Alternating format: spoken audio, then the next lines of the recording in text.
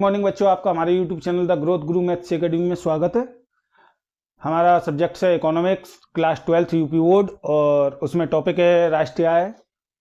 राष्ट्रीय आय में ये थर्ड पार्ट है इस चैप्टर में। तो क्वेश्चन है, राष्ट्रीय आय को परिभाषित कीजिए तथा राष्ट्रीय आय की गणना करने की एक विधि को विस्तार से समझाइए। जैसा कि राष्ट्रीय आय का इससे पहले जो भी वीडियो अपलोड हुए हैं दो, उनमें राष्ट्रीय आय आपकी क्लियर हो चुकी है, फिर भी देख लीजिएगा राष्ट्रीय आय क्या होती है। किसी भी देश के द्वारा एक वित्तीय वर्ष के दौरान, जो भी देश है उसके द्वारा एक साल में, वित्तीय वर्ष का मतलब एक साल के दौरान उत्पादित कुल उत्पादों तथा सेवाओं के मूल्य को उस देश की राष्ट्रीय आय कहा जाता है। दूसरे शब्दों में हम कह सकते हैं कि राष्ट्रीय आय एक वर्ष के दौरान घटित सारी आर्थिक क्रियाओं जिन्हें मुद्रा में मापा जा सकता है का परिणाम है। अब उत्पादन मूल्यवर्धित विधि एक विधि का नाम है। चाहे ये क्वेश्चन उत्पाद विधि से पूछे, चाहे उत्पादन विधि से पूछे या मूल्यवर्धित विधि से पूछे, हमें यही लिखना है। तो देखिएगा क्या होता है, राष्ट्रीय आय कैसे कैलकुलेशन करते हैं। राष्ट्रीय आय की उत्पाद विधि की द्वारा गणना करते समय हम एक वर्ष में उत्पादित वस्तुओं और सेवाओं के वार्षिक मूल्य की गणना करते हैं।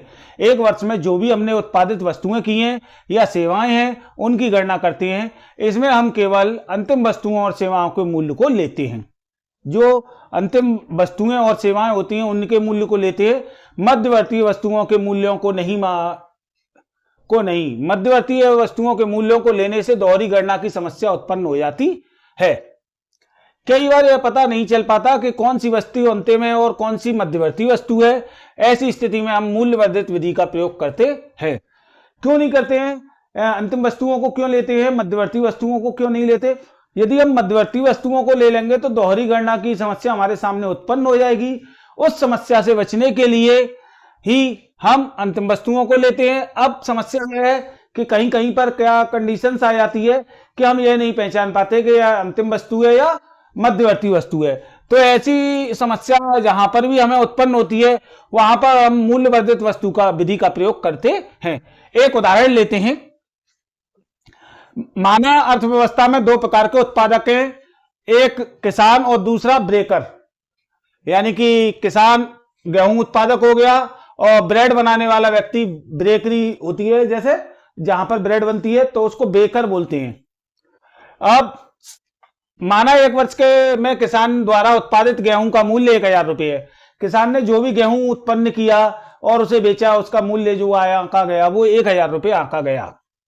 इनमें से 500 रुपये मूल्य का गेहूं बेकर को बेचते हैं, है ना। 500 रुपये का मूल्य का गेहूं उसने क्या करा, आधा गेहूं अपना ब्रेकर को बेच दिया। बेकर ने इससे 2000 रुपये मूल्य की ब्रेड बनाता है, ब्रेकर ने क्या करा, उससे 2000 रुपये मूल्य की ब्रेड बना दी। तो कुल उत्पादन जो हुआ, हमने देखा कि 1000 किसान को उत्पादन हुआ और 2000 ब्रेकर का उत्पादन हुआ, तो 3000 हो गया। तो हमने लिखा है कुल उत्पादन मूल्य 1000 प्लस 2000 3000 है। किंतु यह गणना सही नहीं है। क्यों सही नहीं है? क्योंकि वास्तव में किसान ने तो 1000 रुपये मूल्य का गेहूं की है, परंतु किसी अन्य लागत का प्रयोग नहीं करता है। परंतु जो ब्रेकर ने 500 रुपये का गेहूं खरीदा था, मूल्य के ब्रेड उत्पादन में उनका पूर्ण योगदान नहीं है। क्यों नहीं है? क्योंकि 500 का तो उसने वो खरीद लिया।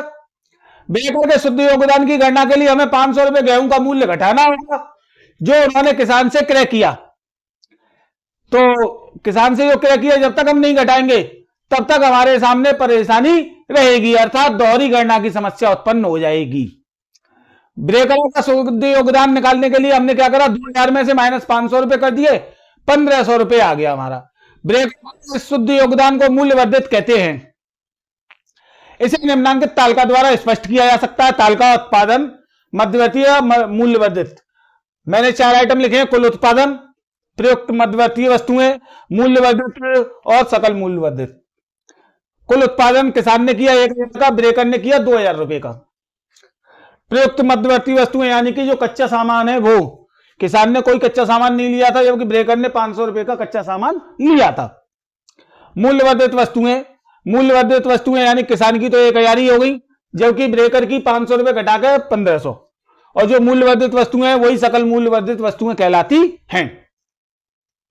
अर्थात 1000 प्लस 1500 2500 रुपये हो गया हमारा क्या, सकल मूल्यवर्धित।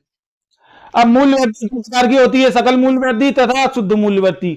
सकल मूल्य वृद्धि में मूल्यह्रास सम्मिलित होता है, जबकि शुद्ध मूल्य वृद्धि में सकल मूल्य वृद्धि में से मूल्यह्रास घटाने पर प्राप्त होती है। शुद्ध मूल्य वृद्धि बराबर सकल मूल्य वृद्धि माइनस मूल्यह्रास। उदाहरण ले लेते हैं। माना सकल मूल्य वृद्धि 2,500 रुपए है, जैसा कि यहां आई है, जबकि मूल्यह्रास 500 रुपए है जितने का गेहूं खरीदा था। ऐसी स्थिति में शुद्ध मूल्य वृद्धि 2,500 माइनस 500 2,000 हुई। यह आवश्यक नहीं कि फर्म द्वारा उत्पादित सभी उत्पाद बिक जाएं। कुछ माल वर्ष के अंत में बिकने से रह जाता है, यानी यह गारंटी नहीं है कि जो भी हमने माल बनाया है वह सारा का सारा बिक जाएगा। तो कुछ ना कुछ माल वर्ष के अंत में बिकने से रह जाता है, जबकि कुछ माल वर्ष के प्रारंभ में भी बिना बिका हुआ होता है। जब एक साल हमारा जो माल बिकने से रह जाता है वो दूसरे दिन जाकर के प्रारंभिक स्टॉक बन जाता है। ये कॉमर्स के स्टूडेंट्स जानते हैं सब कि जो आज हमारे पास अंतिम स्टॉक है वो दूसरे दिन जाकर के प्रारंभिक स्टॉक हो जाता है। इस दशा में स्टॉक में परिवर्तन की गणना की जाती है, अर्थात अंतिम स्टॉक में से प्रारंभिक स्टॉक को घटा दिया जाता है। स्टॉक में परिवर्तन और अंतिम स्टॉक माइनस प्रारंभिक स्टॉक। अब आगे देखते हैं क्वेश्चन में, इसी में आगे क्या है उसके बाद में देखिएगा। सावधानियां उत्पाद विधि तथा मूल्य वृद्धि से राष्ट्रीय आय की गणना करते समय कुछ चीजों का ध्यान रखना चाहिए कि किन मदों को सम्मिलित करना है और किन मदों को सम्मिलित नहीं करना है। तो सम्मिलित करने और राष्ट्रीय आय की गणना करने के लिए सम्मिलित की जाने वाली मदें, नंबर 1 पुरानी वस्तुओं की बिक्री से प्राप्त दलाली एवं कमीशन। नंबर 2 सभी उत्पादक उद्यमों द्वारा किए गए स्वलेखा उत्पादन। नंबर 3 स्व उपयोग के लिए उत्पादन का आरोपित मूल्य। नंबर 4 स्व भवन का आरोपित किराया। और वो जो सम्मिलित नहीं करनी है, नंबर 1 मध्यवर्ती वस्तुओं के मूल्य, नंबर 2 पुरानी वस्तुओं का क्रय विक्रय, नंबर 3 स्व सेवाएं। इस विधि की एक प्रमुख समस्या दोहरी गणना की समस्या। राष्ट्रीय आय का अनुमान लगाते समय केवल अंतिम वस्तुओं का मूल्य ही केवल एक बार जोड़ा जाना चाहिए। नेक्स्ट क्वेश्चन, सकल राष्ट्रीय उत्पाद का सूत्र लिखिए तथा संक्षेप में इसके अर्थ की व्याख्या कीजिए। यह क्वेश्चन भी राष्ट्रीय आय चैप्टर से पूछा जाता है लॉन्ग में, और बहुत छोटा क्वेश्चन है। सकल बाजार कीमत पर सकल राष्ट्रीय उत्पाद, बाजार कीमत पर सकल राष्ट्रीय उत्पाद के एक वर्ष यानी कि एक वित्तीय वर्ष में एक देश की घरेलू सीमा में सामान्य निवासियों अंतिम वस्तुओं और सेवाओं के बाजार मूल्य एवं विदेशों से प्राप्त शुद्ध साधन आय की जोड़ बाजार कीमत पर राष्ट्रीय सकल राष्ट्रीय उत्पाद जीएनपीएमपी कहलाता है। सूत्र हम इसे प्रदर्शित करें तो जीएनपीएमपी इक्वल टू जीडीपीएमपी प्लस विदेशों से प्राप्त शुद्ध साधन आय। अब विदेशों से प्राप्त शुद्ध साधन आय क्या होती है? तो विदेशों से प्राप्त शुद्ध साधन आय एक देश में सामान्य निवासी जो निवास कर रहे हैं दूसरे देशों को अपनी साधन सेवा प्रदान करने के बदले प्राप्त आय, यानी कि जो हमारे सामान्य निवासी हैं उन निवासी जब दूसरे देशों को अपनी कोई सेवा प्रदान करते हैं तो उनके बदले में उन्हें जो प्राप्त राशि होती है वो राशि काय के रूप में हो सकती है, लगान के रूप में हो सकती है, मजदूरी के रूप में हो सकती है, ब्याज लाभांश के रूप में हो सकती है, और इस देश की घरेलू सीमा में विदेशियों द्वारा प्रदान की गई सेवाओं के बदले में उन्हें दी गई आय के अंतर के बराबर होता है। विदेशों से प्राप्त आय के घटक, कर्मचारियों की शुद्ध क्षतिपूर्ति, यदि किसी कर्मचारी को क्षतिपूर्ति हुई है तो उससे जो भी राशि प्राप्त हुई है वो।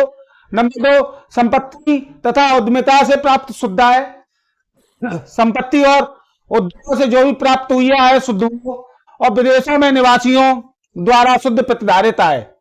नेक्स्ट क्वेश्चन, यह क्वेश्चन ज्यादातर पूछा जाता है, द्विक्षेत्रीय अर्थव्यवस्था में आय निर्धारण की व्याख्या कीजिए या 2 सेक्टर मॉडल में राष्ट्रीय आय निर्धारण की व्याख्या कीजिए। एक ही बात है दोनों क्वेश्चनों की। तो 2 सेक्टर मॉडल में राष्ट्रीय आय निर्धारण, 2 सेक्टर मॉडल क्या है? अर्थव्यवस्था को 2 क्षेत्रों में मान लेते हैं, इसलिए इसे 2 सेक्टर या 2 क्षेत्रीय अर्थव्यवस्था कहा जाता है। राष्ट्रीय आय के निर्धारण के संबंध में कीन्स ने 2 सेक्टर आय व्यय दृष्टिकोण को प्रस्तुत किया है। कीन्स का सिद्धांत केवल अल्पकाल के संदर्भ में प्रासंगिक है, यानी कीन्स का जो सिद्धांत है वो अल्पकाल में ही लागू होता है। इसके उदाहरण के अपने मॉडल में कीन्स ने माना कि अर्थव्यवस्था में मूल्य स्तर परिवर्तित रहते हैं। कीन्स का मानना था कि अर्थव्यवस्था में जो मूल्य है वो स्तर अपरिवर्तित रहते हैं। क्यों परिवर्तित रहते हैं? इसलिए सिद्धांत अल्प अवधि में ही से संबंधित है। इस प्रकार मुक्त अर्थव्यवस्था में अल्प अवधि में, छोटी अवधि में जब पूंजी स्टॉक परिवर्तित रहते हैं, रोजगार का स्तर जितना ऊंचा होगा आय का स्तर उतना ही अच्छा होगा या ऊंचा होगा। चूंकि रोजगार का स्तर कुल मांग और कुल पूर्ति से निर्धारित होता है, वस्तुओं और सेवाओं की मांग को दर्शाती है। आय निर्धारण के कीन्स सिद्धांत को अर्थव्यवस्था में दो क्षेत्रों को मानकर समझाया जा सकता है। कुल जो निर्धारित कीमतों पर समूह घरेलू और व्यावसायिक फर्म राष्ट्र आय के विभिन्न स्तरों पर एक अवधि में वस्तुओं और सेवाओं पर करना चाहते हैं। यदि वीडियो पसंद आई हो तो लाइक, सब्सक्राइब एंड शेयर करें। Thank you.